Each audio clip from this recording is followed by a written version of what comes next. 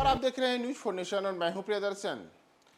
देश में भले ही विपक्षी दलों का गठबंधन इंडिया एक बन चुका हो, लेकिन एकजुट हुए इंडिया के भीतर भी अभी तक ऐसी स्थिति है कि जो दल इस गठबंधन में शामिल हैं उनके ही नेता एक दूसरे के खिलाफ ऐसे ऐसे बयान देते हैं, ऐसे ऐसे राजनीतिक संकेत देते हैं कि हर दिन ये बातें सियासी चर्चा का विषय बन जाती हैं कि क्या इंडिया टूटने वाला है, क्या इंडिया में सब कुछ वैसा नहीं है जो बाहर से दिख रहा है। इसी कारण से राजनीतिक जानकार तो यहाँ तक कहते हैं कि इंडिया के हाथी के दांत खाने के और दिखाने के और हैं।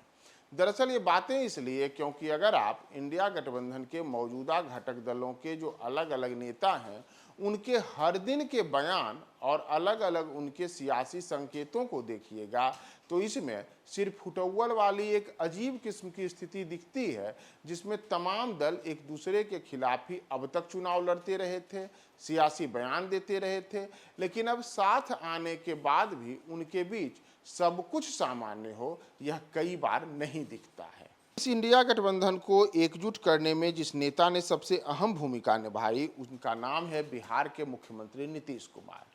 नीतीश कुमार ने जब अगस्त 2022 में एनडीए का दामन छोड़ा था और फिर वे महागठबंधन के साथ मिलकर के बिहार में राजद, कांग्रेस, वाम दलों को साथ लेकर के नई सरकार बनाए थे, तो उसी समय से नीतीश कुमार ने कहा था कि अगर देश का विपक्ष एकजुट हो जाए तो भाजपा और एनडीए को हराना कोई बड़ी बात नहीं है। और नीतीश ने सितंबर 2022 में अपनी इस मुहिम को साकार करने के लिए देश के कई विपक्षी दलों के नेताओं से मुलाकात की थी और नीतीश की यह पहल महज 10 महीने के भीतर ही रंग ले आई जब जून 2023 में पटना में इंडिया गठबंधन की पहली बैठक हुई और अब तो पटना के बाद बेंगलुरु और मुंबई में भी बैठक हो चुकी है, जबकि दिल्ली में भी कोऑर्डिनेशन कमेटी की बैठक हो चुकी है।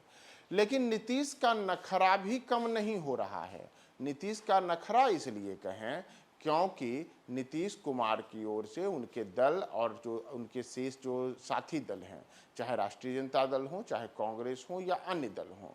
उनके बीच में अलग अलग जो समय में पुराने राजनीतिक बयान रहे हैं, पुरानी राजनीतिक रस्साकसी रही है,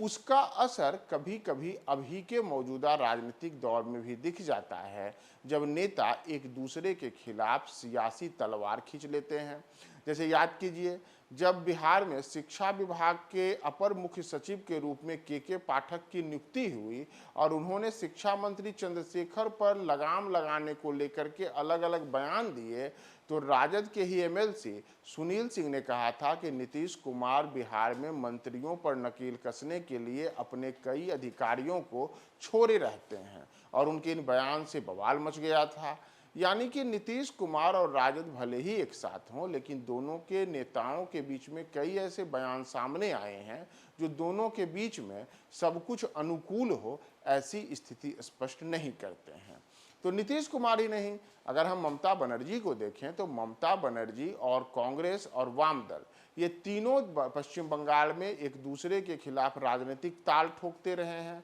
और पिछले दिनों ही अधीर रंजन चौधरी के कुछ ऐसे बयान भी सामने आए थे जिसमें उन्होंने ममता बनर्जी की सरकार को जो सुझाव दिए थे वह टीएमसी को रास नहीं आया था। इतना ही नहीं, जो पिछले सप्ताह ही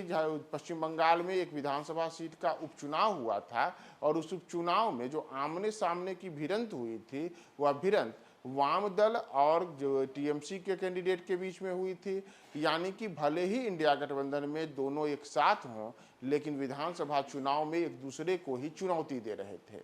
तो यह एक अलग किस्म का संकेत है जो राजनीतिक पंडितों के दिमाग में एक सवाल डालता है कि क्या यह सब इंडिया के लिए शुभ संकेत नहीं है। और यही नहीं, अगर हम इसी तरीके से दिल्ली के मुख्यमंत्री अरविंद केजरीवाल को भी देखें तो अरविंद केजरीवाल की पार्टी तो दिल्ली और पंजाब में लगातार वहां के तमाम भी लोकसभा सीटों पर चुनाव लड़ने का दावा कर ही रहे हैं और अब तो उन्होंने मध्य प्रदेश के विधानसभा चुनाव में भी अपने उम्मीदवार उतारने को लेकर के ऐसी ऐसी बातें कही हैं जिससे कांग्रेस की चिंताएं बढ़ी हैं। यानी कि पहले ही दिल्ली और पंजाब में कांग्रेस का सुपड़ा साफ कर देने वाले अरविंद केजरीवाल के प्रदेश में कदम बढ़ाने से कांग्रेस की चिंताएं और ज़्यादा बढ़ी हैं। तो एक और भले ही ये तमाम राजनीतिक दल इंडिया गठबंधन के बैनर तले एक ही छतरी के नीचे